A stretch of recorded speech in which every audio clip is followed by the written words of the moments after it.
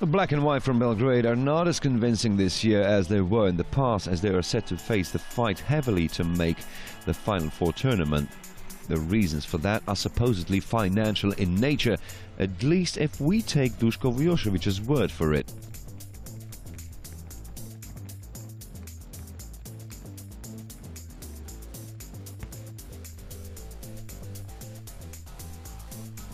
You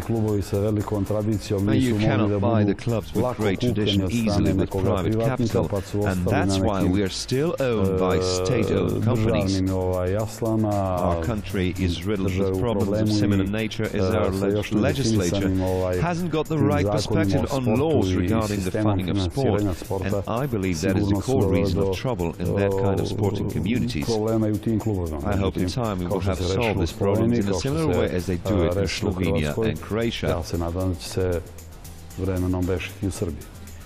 The first steps towards solving these problems were made by acquiring a new main sponsor, which is the state-owned oil industry of Serbia.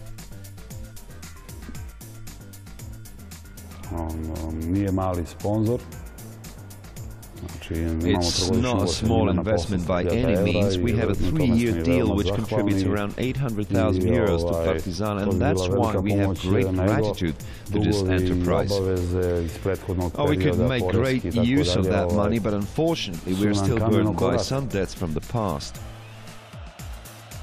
Of course, the biggest rivalry is located in the nearest vicinity, as Crvena Zvezda is trying to take the leading role in the region.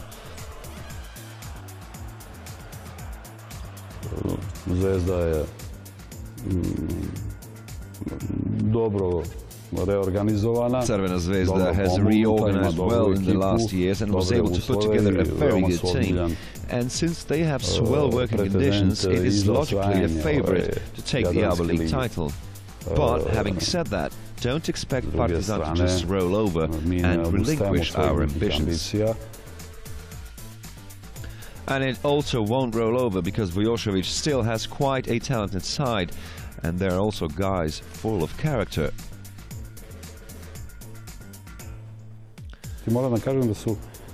I have to stress out that we have players who have spent their best years at Partizan, even though they had some interesting offers from abroad, from other clubs. It shows their attitude towards the club, and that's why the fans absolutely adore them. These guys have strong ties to the club, and I'm not talking about contracts, and that has to be commended. Pa to nisu iskoristili ako su imali dobre ponude i vezani su za klub ne samo tim ugovorom nego i nekim drugim vezama i stvarno su za pohvalu. One of those standing out is the French center Geoffrey Lauvergne, who has been in the Serbian capital for over a year now. Great league, the team fight a lot, much more than what we can see. I don't know every league, but in France, in Spain, it's a pretty young league. I mean, there are a lot of very good young players. It's very interesting league for me, for my opinion. And the Frenchman also has an opinion regarding the fan base, especially passionate in Partizan's home games.